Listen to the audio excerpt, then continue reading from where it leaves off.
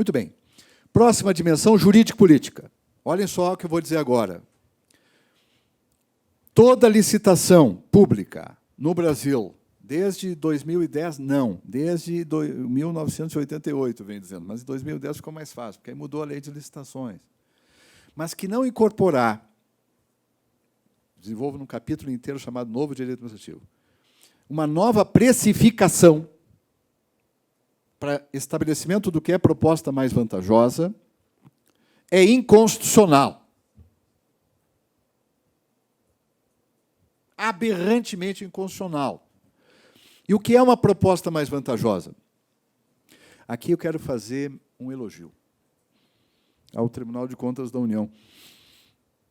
Não apenas ele determina que as licitações sejam sustentáveis, como eu mencionei na entrevista agora há pouco, né? Ele parou de meramente recomendar, chega, agora vamos determinar, ótimo, avançou de patamar, de enforcement, mas ele fez uma coisa muito interessante, ele sugeriu no processo legislativo da lei do RDC, ministros do TCU, um deles é o Benjamin Zimler, me disse isso, e disse publicamente, então não estou cometendo nenhuma inconfidência, e eu acho que fez muito bem, que no artigo 4º do RDC, que foi copiado no artigo 32 da lei das estatais, se diz como é que se faz precificação. Se não viram, olhem lá. A precificação faz assim, ó, avaliação de custos e benefícios, diretos e indiretos. Os indiretos são as externalidades. Sociais, econômicos e ambientais. Esqueçam o menor preço. O preço tem que ser sustentável. Se for menor, ótimo. Mas ele tem que ser sustentável. Por exemplo, nós ainda temos, inclusive, custos de manutenção, diz a lei.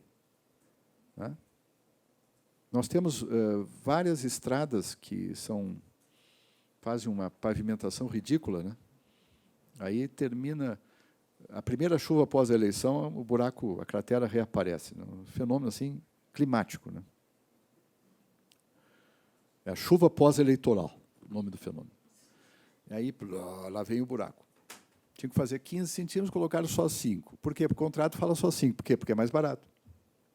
Isso é falta de racionalidade intertemporal, é falta de planejamento sustentável, é falta de córtex pré-frontal ativo. Gostaram dessa, não? Falta de córtex pré-frontal ativo. O que é o córtex pré-frontal ativo? Você sabe onde é que ele fica? Aqui, assim, certo? Essa regiãozinha do cérebro é muito interessante. Isso é Daniel Kahneman. Nós temos dois sistemas. O sistema 2, que é esse aqui, e o sistema 1, que é o sistema límbico, né? O sistema impulsivo. Não é? O que é liberdade, gente? Agora a coisa ficou filosófica. Essa aqui é boa, desembargador. O que é liberdade? Então, aí entra uma pergunta. Baixem aí o texto Benjamin Libet, L-I-B-E-T. Esse é um texto clássico. Do we have free will? Nós temos liberdade? Esse é um texto clássico, gente.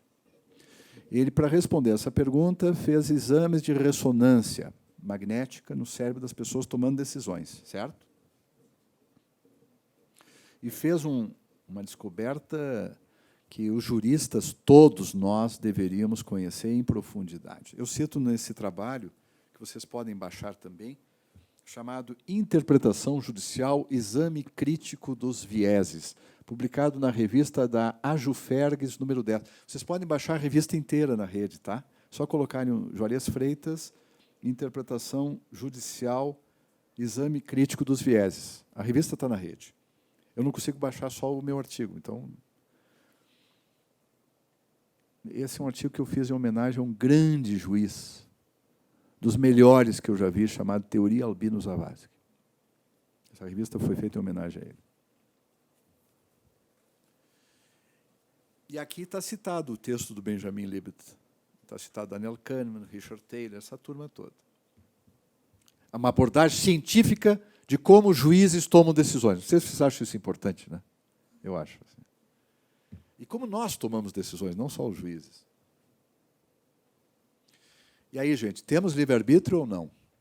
Há alguns autores que negam radicalmente a existência do livre-arbítrio hoje. Acho que é uma ilusão.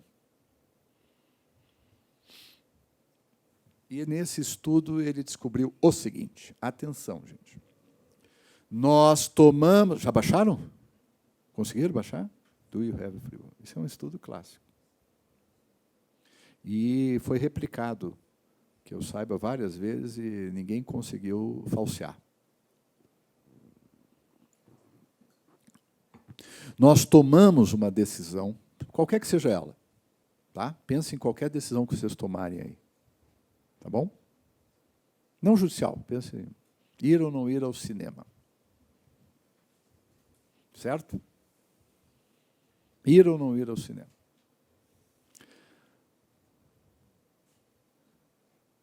Ver ou não ver a Capitã Marvel. Mas a Capitã Marvel, não? Ela, não é? Ela está passando ainda, não? Não, meu pai?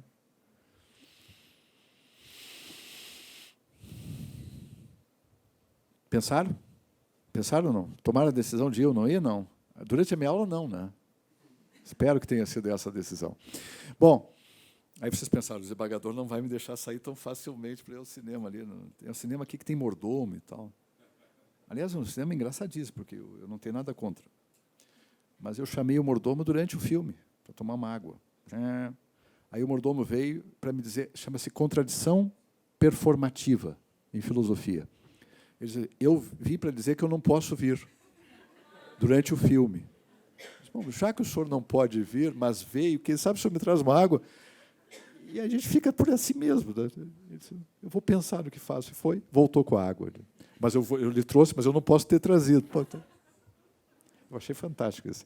O filme estava uma droga, mas essa cena eu achei memorável. Assim, né? Tirando o fato de que eu quase dormi naquela poltrona. Né? Já leram ou não? Vocês são rápidos no gatilho. Ontem eu fui ver foi um congresso dos Smart Cities aqui, né? Estava muito bom, por sinal. Aí, na van, encontrei uma senhora e ela me deu um nome, disse sobre o que foi a tese dela. Enquanto ela estava conversando com alguém, eu estava vendo as conclusões da tese dela. Né? Aí eu fiz várias perguntas, ela ficou felicíssima. É assim. Né?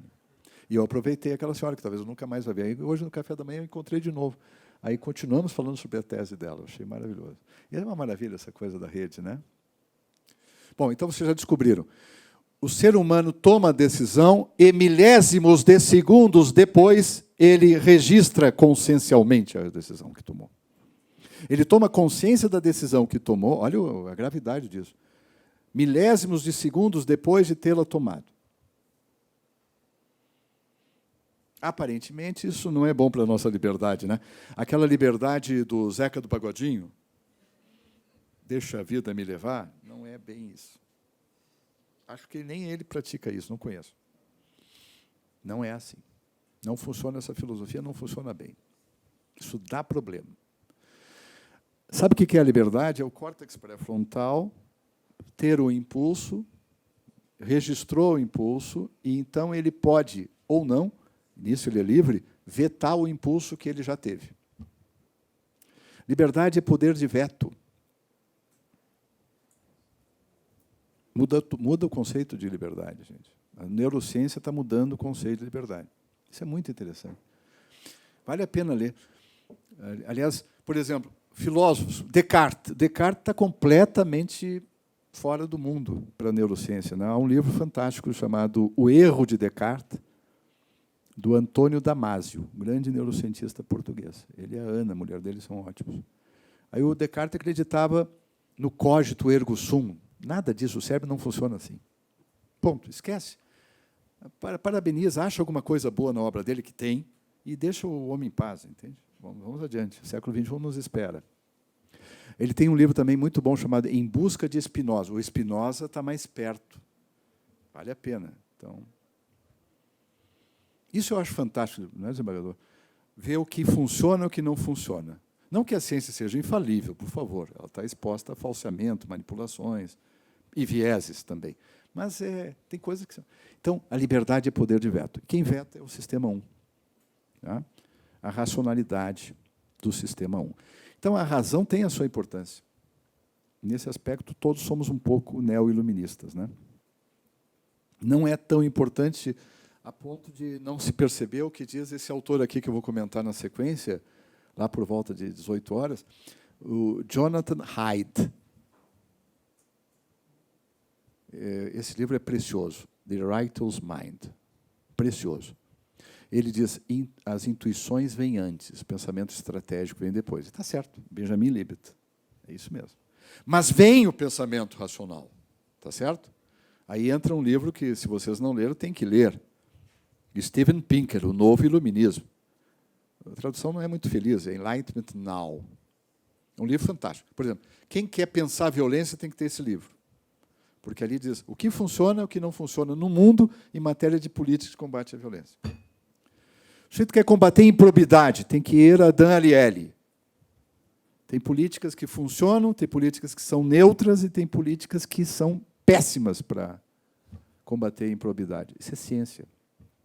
Quem quiser ler, o livro chama-se A Mais Pura Verdade sobre a Desonestidade. Um livro precioso, pelos achados científicos que ali constam. Bom, voltando para cá, então, bom, por último, para mostrar como toda a nossa educação tem que ser revista, e o nosso conceito de liberdade e de direito também tem que ser revisto. A educação no Brasil e nos ODS fala em educação de qualidade. O que é uma educação de qualidade, gente? Em termos ambientais, por exemplo, de sustentabilidade em geral. Eu estou na sustentabilidade ambiental. O que é uma educação de qualidade? Primeiro, é uma educação capaz de nos ensinar a causalidade sistêmica. Nós trabalhamos com uma causalidade muito pobre no direito, ainda, em geral. Né? Nexo causal direto e imediato da responsabilidade civil. Lembram disso? Esse negócio não funciona assim, gente. Não é mais assim. Tem um livro fantástico sobre isso. The Book of Why, Judea Peele. Fantástico. Um sujeito que eu acho realmente de uma obra absolutamente fundamental, praticamente toda ela na sua linha mestra, confirmada no século XXI, chama-se Charles Darwin.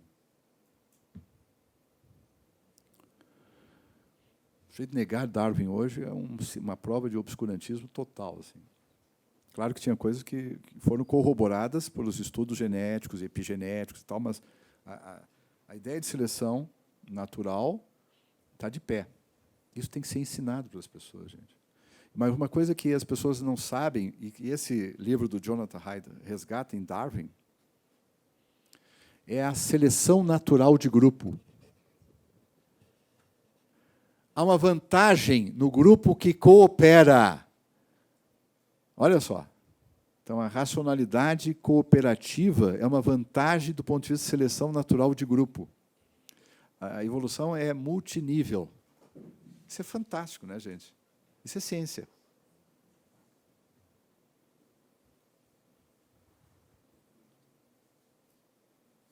Gente, eu posso fazer uma digressão, já que eu falei do Darwin, sobre causalidade sistêmica? Vejam se vocês concordam com isso. Num determinado território, quanto mais gatos, mais flores. Um pensamento linear, de causalidade linear, não consegue enxergar isso de jeito nenhum. Ele não tem noção de sistema. Eu tenho um livro chamado A Interpretação Sistemática do Direito. Eu tenho um carinho enorme por esse tema. Tá?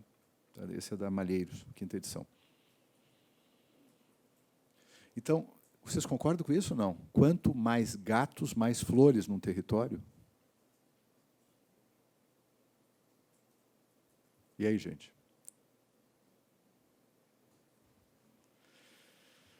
Isso é uma visão de Darwin. Entende? Aliás, um gênio de observação. Por quê, hein? Gatos, em maior quantidade, diminui a população de ratos. Os ratos comem, devoram, seria o termo técnico, os filhotes os ninhos de abelhas. As abelhas são responsáveis pela polinização. Quanto mais gato, mais flores. Tá bom isso, não? Isto é causalidade sistêmica, circular, gente. Isto é ecossistema. Esse tipo de coisa que nós temos que estudar, mas nós temos que estudar também o pensamento, não só de ordem sustentabilidade ambiental, mas o pensamento em matéria de educação. O ODS, tem um ODS que fala em educação de qualidade. Tem que ser educação cognitiva e não cognitiva. Se for só cognitiva, não vai dar certo. O que é a não cognitiva? É a do autocontrole. É a do adiamento de recompensa. Isso é sustentabilidade. Quem souber adiar recompensas vai ser um grande juiz, vai ser um grande professor, vai ser um grande ser humano. Quem não souber adiar recompensas vai ser uma figura insustentável, vai ser um fóssil. Vai ser um problema para a humanidade. É assim. Vocês estão me olhando com uma certa dúvida, né? Porque nós fomos mais ou menos adestrados, entre aspas, para ter pavor de autocontrole. É a lógica do Zeca Pagodinho. Deixe a vida me levar. Está tudo errado, gente. Nós somos colegisladores do nosso destino. Nisso reside o nosso valor intrínseco. Abrir mão disso é abrir mão do poder de veto, aquele sobre os impulsos nefastos, autodestrutivos, né? Não homeostático. Nós somos donos do nosso destino, desde que a gente saiba vetar os impulsos que não sejam homeostáticos. Então, vamos lá. Teste de marshmallow. Todos já viram falar do teste de marshmallow? Baixem aí, teste de marshmallow. Um teste clássico. O desembargador disse que eu iria falar de coisas diferentes. Ele avisou, né, desembargador? Se vocês quiserem, eu falo sobre terceirização de atividade principal também, só me provocarem. Que, aliás, eu acho... Bom, não acho nada.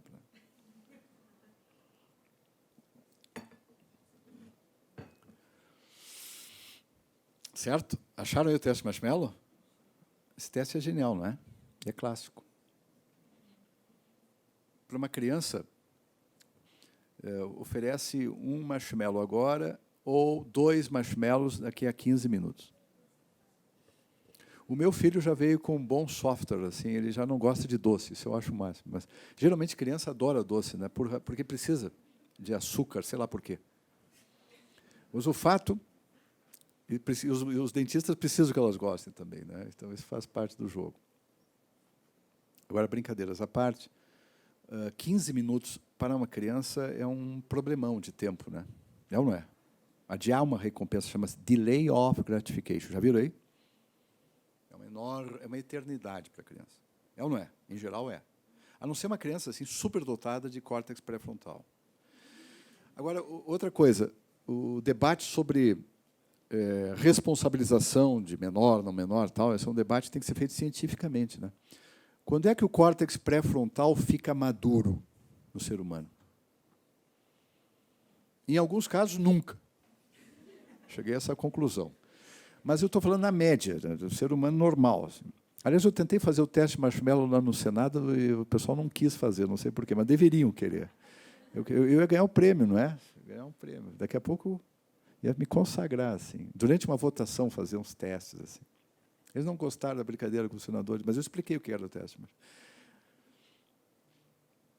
Alguns talvez não passassem. Espero que a maioria passasse, mas alguns não passariam. Aí, então, é o seguinte, gente. 26 anos. Então, os que têm filhos aí, adolescentes, a não ser que eles já sejam superdotados, e alguns são, já vêm assim, bem bonzinhos, prontinhos, assim, não incomodam. Já são pessoas que sabem o que querem da vida e tal, mas, em geral, eu vejo assim que a gente tem que ter um pouco de... Né? Em geral, a pessoa demora. Com 26 anos, mais ou menos, ela começa a exercer o poder de veto, tradução, liberdade. Autocontrole. Os juízes sabem disso, chamado self-restraint. Não é ou não é? Por exemplo, uma coisa que que um amigo meu, eu não vou mencionar o nome, né, porque é brincadeira dele, ele diz assim, não fica bem, um grande juiz, não vou dizer que foi o Teori, porque... Mas ele gostava, não vou dizer que foi a teoria, porque isso não tem nada contra. Mas ele diz assim, o juiz não pode, diante de um relâmpago, sair dando entrevista. Que acha que ligou a câmera, assim. Então não pode. Não é esse o papel do juiz. Isso é self-restraint. Eu sou assim. Eu acho que se eu for juiz um dia, tem que ter autorrestrição. Concorda ou não? Sobriedade. Eu acho bonito isso. Mas não vale só para juiz, né? Não vale só para juiz. Então, essa dimensão da educação de qualidade. Isso tudo que eu falei, já viram o que aconteceu com a turminha essa aí, vocês já viram, quando eles se tornam adultos ou não? Porque eles já foram acompanhando. A pesquisa é quando eles tinham 4 anos, né, mais ou menos. Aí, aquelas crianças que disseram não ao curto prazo, não à miopia temporal, adiaram a recompensa, esperaram 15 minutos, levavam 2 doces. Os que não suportavam. Assim, eu quero agora, já. Amanhã, a 15 minutos eu posso estar morto, papai. Se disse isso. A pessoa que diz isso é a turma que vai ter problemas sobre endividamento, né? Cartão de crédito. Só um parênteses sobre isso. Deem uma lida na CVM comportamental. Baixem aí 3 volumes de graça, viu, gente? São os vieses. Chama CVM comportamental. Um volume é para poupador, todos esses vieses de Daniel Kahneman, cientificamente comprovados. Um deles é o viés da preferência pelo presente. O sujeito só pensa no presente, aí não faz poupança, não toma decisão, não adia recompensa. Viés de preferência pelo presente. Um é do poupador, outro do investidor, outro do consumidor. São 3 volumes. Baixa aí, quando falarem em viés, vocês já sabem disso, né? Bom, mas o que eles descobriram é que aquelas pessoas, que eu chamo de as pessoas sustentáveis, né, que adiaram recompensas, eram melhores em todas as áreas, inclusive na área acadêmica, mas também na área de relacionamentos.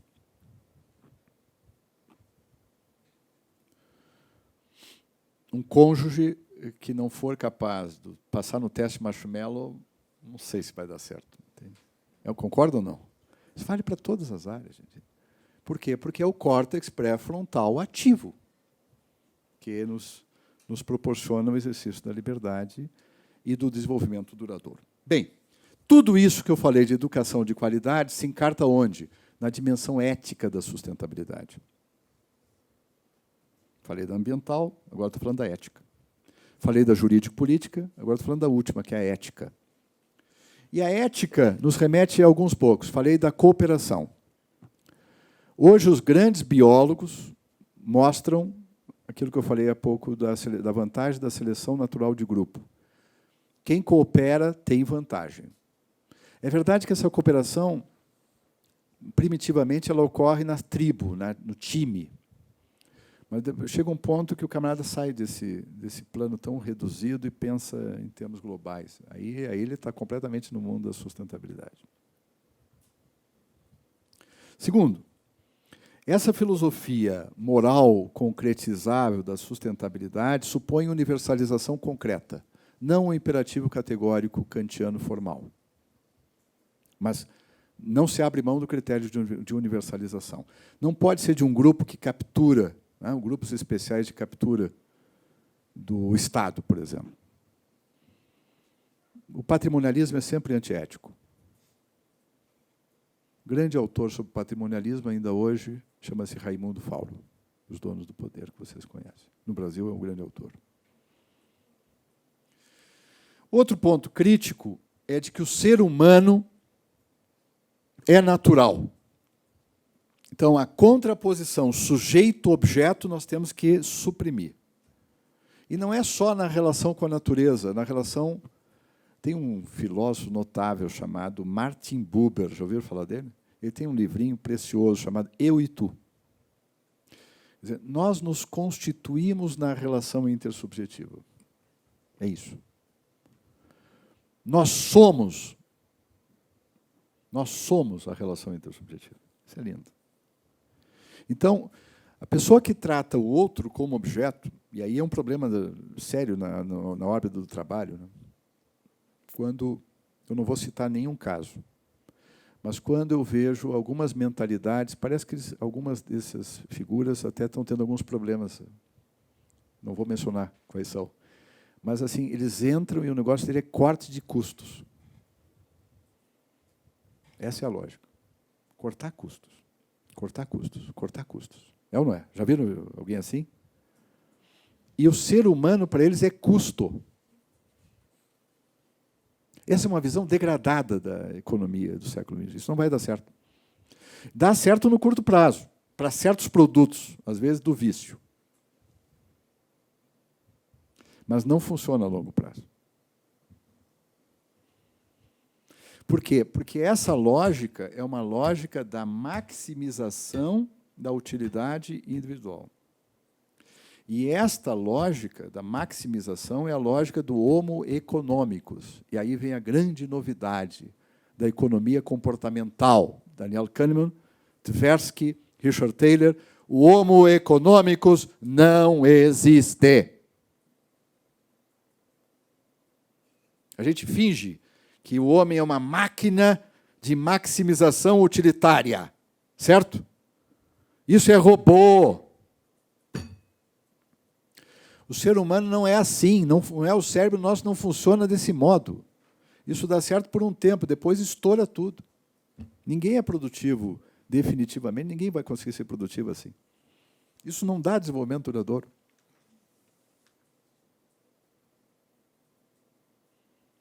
Segundo,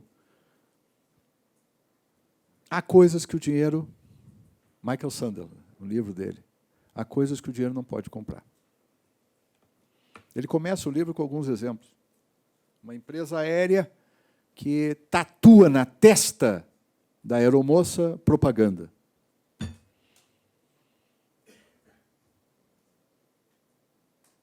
Isso lembra o caso do lançamento de anões, né? Lembram?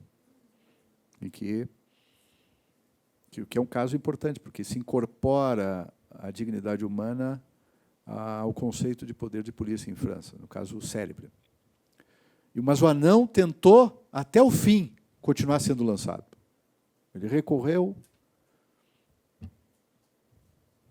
saiu da França o assunto e continuou, até que se concluiu que há um dever de proteção contra a própria vontade do que se deixa degradar, que eu acho existe, eu pelo menos acho que existe.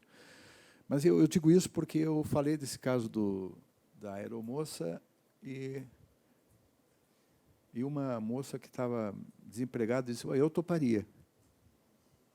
Me deu uma pena aquilo, né? Desde que fosse reversível, ela disse. Então, é duro isso. Por quê? Porque existem coisas que o dinheiro não pode comprar. Ou não deveria jamais comprar. Concorda com isso, não? Há um núcleo não econômico e irredutível no ser humano. Mas há mais do que isso. A racionalidade humana, Herbert Simon, outro prêmio Nobel de Economia, e esse nem era da economia comportamental, mas ele provou que a racionalidade humana é limitada. O ser humano, o homo economicus, não existe. Quem diz isso são vencedores do prêmio Nobel de Economia. E nós continuamos acreditando nessa maluquice de que o homo economicus existe. É ou não é? Então, a economia clássica ainda é ensinada. Isso dá uma pena. Vocês querem coisa mais monstruosa do que um indicador chamado PIB?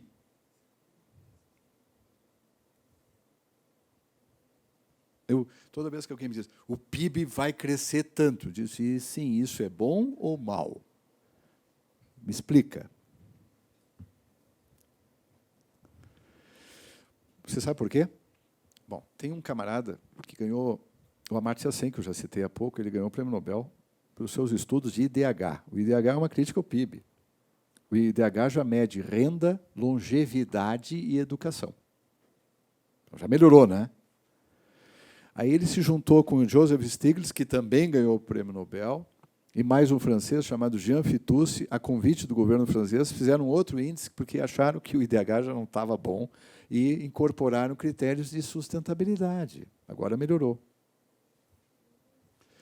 Agora, por que o PIB é ruim, gente? Vocês já tinham pensado nisso ou não? E por que essa ditadura do PIB como indicador? Pela visão dominante, simplória, de que o econômico é o mais importante e que nós somos homem econômico. Nós somos muito mais do que isso. Eu, pelo menos, não abro mão de ser muito mais do que isso e não abro mão de enxergar vocês como muito mais do que isso. Eu nunca olharia para um ser humano vendo-o reducionistamente a ponto de considerá-lo um homem econômico. Nunca.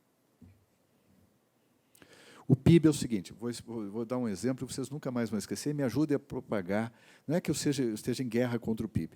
O PIB, alguma coisa do PIB eu acho interessante e tal, mas cuidado, a gente tem que abrir os dados do PIB e ver o que está dando, se está funcionando bem ou mal. Tá bom? Toda vez que vocês estiverem diante de um acidente de trânsito, o PIB aumentou. Isso é o PIB. Pronto. PIB aumentou. Vai movimentar a economia. Ambulância, pronto-socorro, papapá. Aquele é o PIB. Tá bom? Aí, quando falarem sobre PIB, vocês desconfiam um pouco disso aí. Tá? Então, gente, vamos pegar uns indicadores um pouquinho mais complexos, tá? Para chegar a uma nova precificação. Essa coisa, de tornar o pensamento sustentável com indicadores mais confiáveis. Esse é um dos grandes desafios da sustentabilidade da ONU. Trabalhar com indicadores mais confiáveis. Fazer avaliação de impactos. E aqui entro em mais um aspecto importante. A avaliação de impactos não pode ser uma avaliação de impactos meramente econômicos, de custo-benefício. Econômicos. Há um livro muito bom, de 2018, chamado The Cost Benefit Revolution. Cass Sunstein, que eu já citei há pouco. É um livro bom, ele passou pela regulação americana, ele propõe a avaliação de impactos regulatórios, fazendo a avaliação de custo-benefício, mas ele mesmo entrega a toalha várias vezes durante o livro, mostrando que há coisas que não, de qualidade de vida que o custo-benefício não está capturando. E eu defendo a avaliação de sustentabilidade dos impactos das políticas públicas. Além da administração pública digital, que eu referi há pouco, eu fiz uma proposta, faltam 10 minutos para o intervalo, gente. Sou disciplinado. Eu fiz uma proposta de modificar o artigo 50 da Lei de Processo Administrativo 9.784, e já mirando um pouco mais além. Qual é a proposta? Hoje, há um dever de motivação das decisões administrativas no Brasil, certo? Então, por exemplo, revoga-se a licitação por conveniência e oportunidade. Essa é uma decisão nula. Disse nada, absolutamente nada. A motivação tem que ser explícita, clara e congruente. Revogo a licitação com base no artigo tal da lei tal. Zero, nula. Revoga-se a licitação por razões de interesse público. Zero, nula. Então, não é só o 489 e o artigo 8º do CPC que nós temos que revisar, temos que revisar essa cultura da fundamentação nula, né? Isso é tudo nulo, nulo. Quando vem para eu examinar uma coisa assim, para eu dar um parecer, eu digo, bom, além dessa questão de nulidade, o que mais que há aqui? Vamos ver. Mas eu não estou satisfeito com isso, de dizer isso. Já seria um extraordinário progresso se houvesse motivação. Mas o problema, como eu vou mencionar hoje à noite, é que, em geral, a fundamentação, por razões científicas, lembra do Benjamin Libet?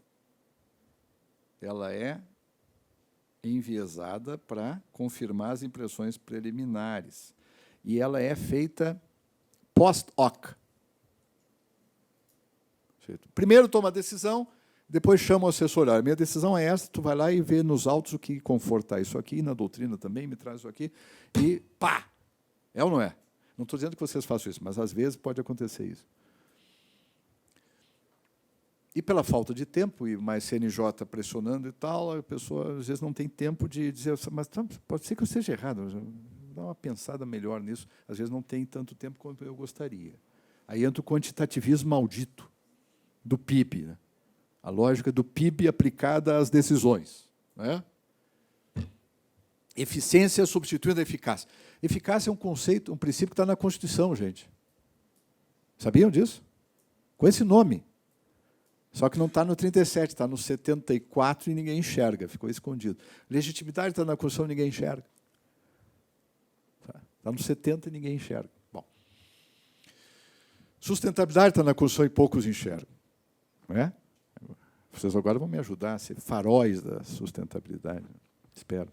Então, vocês já sabiam disso, mas eu digo que muita gente não enxerga, né? É ou não é? Quando eu falo princípio constitucional da sustentabilidade, as pessoas, está forçando a barra. É ou não é? Então, o que eu proponho? Eu proponho que toda motivação, toda fundamentação deva ser acompanhada de uma avaliação ex ante de impactos. Por que isso? Porque é técnica. Lembra do poder de veto? É fazer com que o sujeito vá, pelo menos nos hard cases. Nos casos de mero expediente não dá para fazer, não tem tempo. Vão ser prático. Mas os casos simples, tal, precedente, vinculante, mas nos casos hard cases, pelo menos nesses, o sujeito vai à fase interna da tomada da decisão. Seja judicial, seja numa licitação. Sabe por quê? Onde é que mora a corrupção e o desvio de finalidade numa licitação pública? Sabe onde é que mora? Na fase interna. 90% é na fase interna. Aquela que não aparece. É lá. É lá que nós temos que jogar a sindicabilidade. E aí, como? Motiva. O estádio Mané Garrincha não teria acontecido se tivesse havido avaliação de impactos sociais, econômicos e ambientais. Ponto. Custos diretos e indiretos. Lembra? O artigo 4º do RDC. Não teria acontecido. Então, está na hora de revisar o conceito também de proporcionalidade. Sobre isso, vocês podem ver um artigo publicado com um doutorando meu, juiz federal, Rafael Moreira, proporcionalidade e sustentabilidade. Nós trabalhamos com três critérios de proporcionalidade, certo? Esses 3 critérios são manifestamente insuficientes. Adequação, proporcionalidade, estrito sensu e necessidade. Com esses 3 critérios, eu tenho visto decisões absolutamente ilegítimas. Chocante o que eu estou dizendo? Então, Mark Elliott, no Reino Unido, vários autores estão dizendo que nós temos que colocar pelo menos um 4º critério. O Mark Elliott trabalha com 5, eu trabalho com 4. Antes dos 3, tem que ter propósito legítimo. E o propósito legítimo, eu consigo só saber se ele é legítimo com a avaliação de impactos. Então, isso muda tudo. Vale para a decisão administrativa, na fase interna, no recôndito, na fase genética da decisão.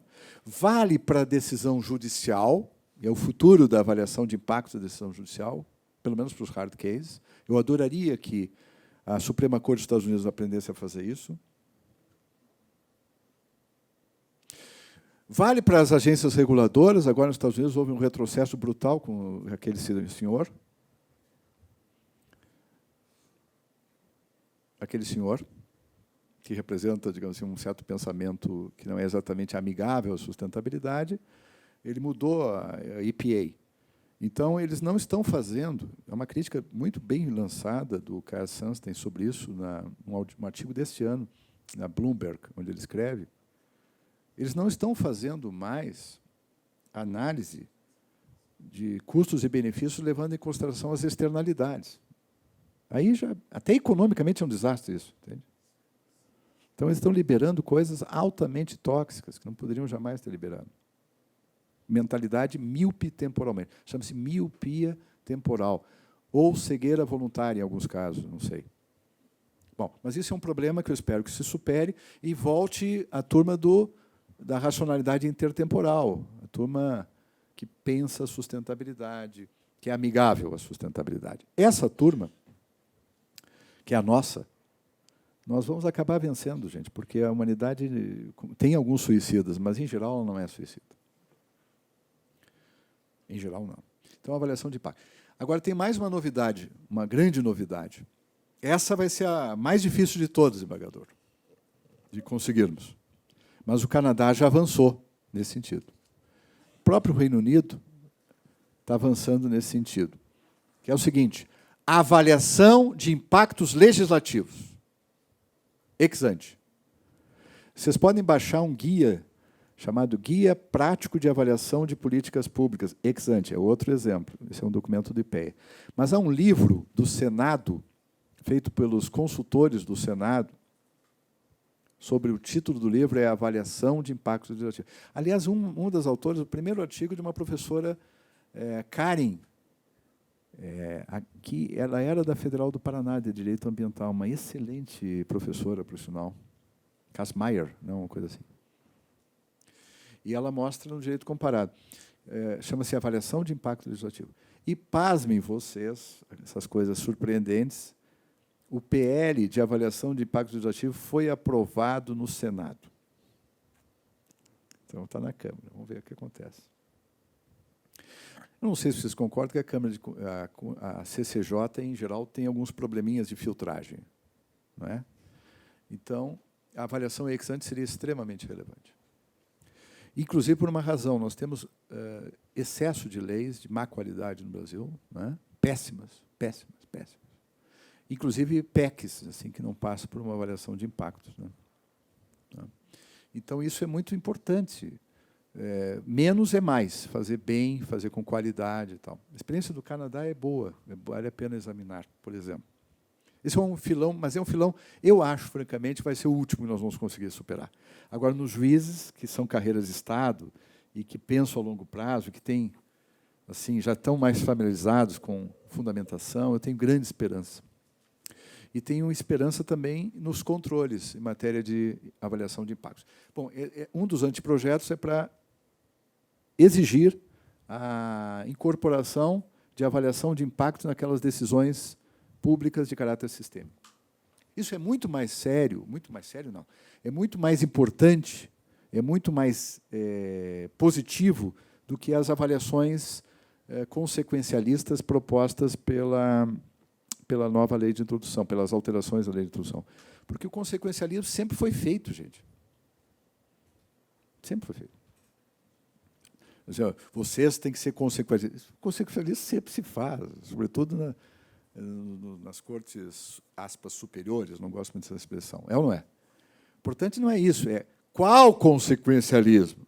Põe no papel a avaliação de impactos que está fazendo e deixa a sociedade opinar, não é? Assim a coisa funciona. Assim nós vamos evoluir para um Estado constitucional superior. Após o intervalo, eu queria falar um pouco mais sobre os achados científicos da dimensão ética da sustentabilidade na obra do Jonathan Haidt, que eu mencionava há pouco, vou mencionar algumas contribuições, e depois disso, se vocês estiverem de acordo, vamos abrir para o debate, né? Aí eu estou disposto a ouvi-los, e mais do que isso, a responder algumas perguntas, mesmo aquelas que são mais delicadas, né? Que possam interessar a vocês, como, enfim, temas que vocês quiserem. Se eu não souber, eu farei o que todo bom juiz faz, em colegiado, que é pedir vista, né? E devolvo os autos oportunamente, né? Com mais celeridade, talvez, do que alguns fazem, mas eu, enfim. Para encerrar esse primeiro bloco, eu apenas vou pedir para vocês, antes que eu me esqueça, porque no final, às vezes, alguns vão saindo e tal, eu queria deixar para todos o meu e-mail. Eu disse muitas coisas aqui e tal, algumas coisas vocês talvez não tenham conseguido anotar, eu estou à disposição. Então, o meu e-mail é juarez, com Z, Freitas, tudo junto, @uol.com.br. Eu presido também o conselho editorial de uma revista que está bem no Qualy, chamada Revista Interesse Público. Gostaria de receber artigos de vocês, tá? De preferência sobre trabalho decente, mas não necessariamente sobre isso. Sobre o que vocês acharem de interesse público, genuíno, né? Então, eu estou à disposição de verdade. Eu demoro, às vezes, um pouquinho e respondo sempre. Tá bom? Vamos ao intervalo?